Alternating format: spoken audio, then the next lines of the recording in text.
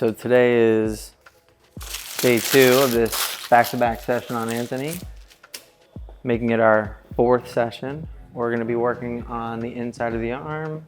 Yesterday we completed this top cap and the outside. It's looking good, not irritated. So we have this big space in here that tapers down. So what we decided is we're going to do this creature holding a lantern. So the reason I like this image, we're going to keep this part in here, kind of ending here. I'm not going to bring this lantern all the way down here because I think too much of it will get cut off by these sides. So I'll kind of have it stop here. I'll build my own background in on the bottom. So this image is going to fit really nice in this. So I'm going to get this first part stenciled on. Do the stencil here. When I do these outer portions, I really like when they wrap to the inside. If you don't make your tattoos big enough, you're gonna be left with these like dead spaces on the back where they connect. And a lot of times you'll have like image, image, image, image, and then, you know, dead space, dead space, dead space, and people just they don't know what to do, so they'll pull it together with shading. I try to think ahead of that, you know, giving purpose hair. These are reaching, everything's reaching over. That way it just seamlessly goes into itself and it doesn't look like we did, you know, 4 separate panels. So we've achieved this so far with this. This is gonna be fitting in right here, like that. This will come right on top of this piece here. It'll look like it was planned from the beginning. We're gonna get this bottom done and it's really gonna have that sleeve effect. And then later we'll come in to put the head there. We're just gonna take as much space as we can, get as close to the side here, and just bring the black right in. So let's get into the stencil. Yesterday I just ended up shaving the entire arm.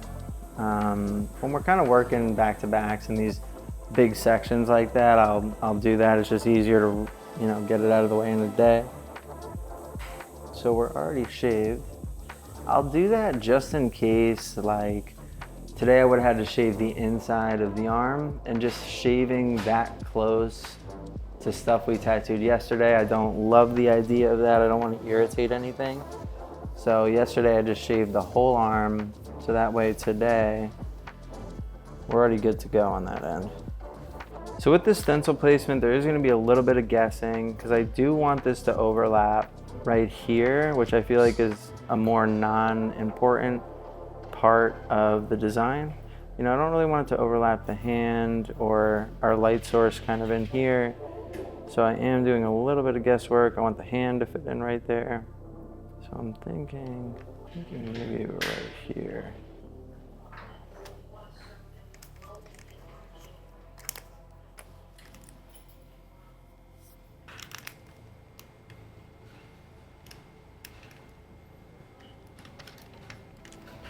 So I did want the hand to kind of help fill in this area a little bit. I like that it ends really close to what we've already tattooed, because like I said, I don't really want dead space. You know, I don't want a big gap in between this. I'm really trying to run things up next to each other. If you look at the lantern, I feel like I can still see a great portion of the lantern. You know, we have our light, we have our handle, so I am happy with this placement.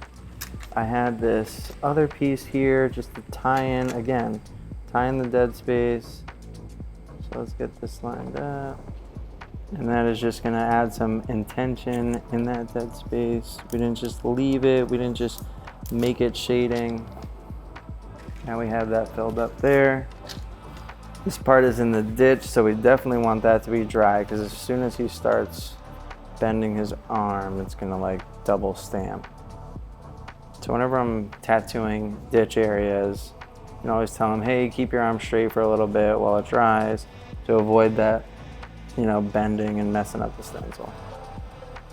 And we can see on the paper towel, we're getting some of that excess purple.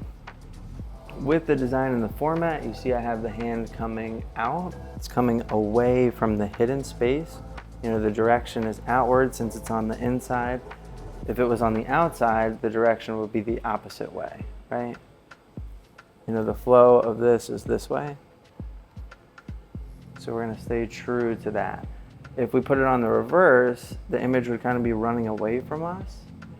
I don't like that. I consider it backwards, and so that's why we have the hand coming the way we have it. That was intentional. Cool, so we're gonna let this dry for a little bit, and then we're gonna start tattooing. All right, so as you can see, I have kind of some things I freehanded here. This is just kind of finishing this shoulder, the shoulder of the girl on the front. So I'm gonna taper that off, and this is just kind of letting me know how far out to bring my light source. With almost every image, I'm just kind of, you know, bloodlining the borders in here quick.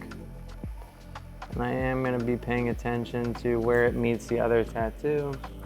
You know, so I have this solid black thorn coming through, so I don't really want it to touch anything else that's solid black, or else we're going to lose the shape. So what does that mean? That means in my reference, I do have some dark tones in this area. So I'm just not gonna make those tones black. I might make them dark gray, but just so that it can kind of hold its shape. So for example, this spot here in the reference is maybe almost black. So instead of making it that dark, I'm just gonna have it be a dark shadow so that the thorn can still be visible. So I'll just kind of map in this shade here. And I'm tattooing right over the thorn. It doesn't matter if I make it darker, we want that. And this is dark here as well. And then keeping this in mind will also help us with our backgrounds. Like, I'm probably not gonna make this background too dark because the image is so dark. I'm also staying aware of what's on the other parts of the sleeve. I'll give you an example. On the other side of this arm, we have the girl's face, and her face is very light, and it's surrounded by some darkness with the hair and stuff.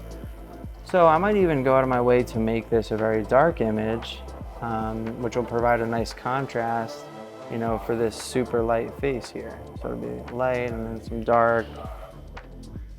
So sometimes I'll think about that as well, kind of like the sleeve as a whole.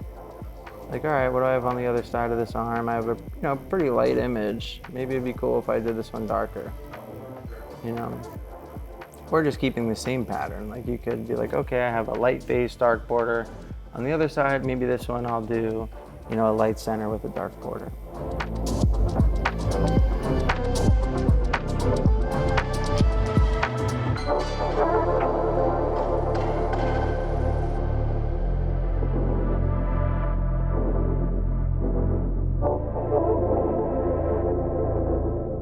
Right now, I'm just building this bottom of the lantern up, you know, which I am being patient with because there's a lot of like deep tones and values in this. I don't want this to be too light, so I am going to be really bumping up the contrast on this lantern. I want it to be nice and bold in the background here. We have a lot of things going on the borders of it. So I'm gonna keep it kind of simple and bold, and what I mean by that is the darks are gonna be very dark, the shadows are gonna have a lot of value and structure to it, and the highlights are gonna be very well lit. So it's just easily identifiable, it reads very well. I don't want there to be too much guessing on what it is, and sometimes when you add all this like crazy detail, it could make something look busy. I want this image to be able to be read from far away. So we're gonna, you know, stick to basic tones, basic shades. I'm not gonna get like too intense on, you know, like making this thing look weathered or like chipped. I'm really gonna keep it to its basics. Because this piece already has a bunch of texture, a bunch of things going on. So you're gonna look at it, you're gonna be like, that's a lantern.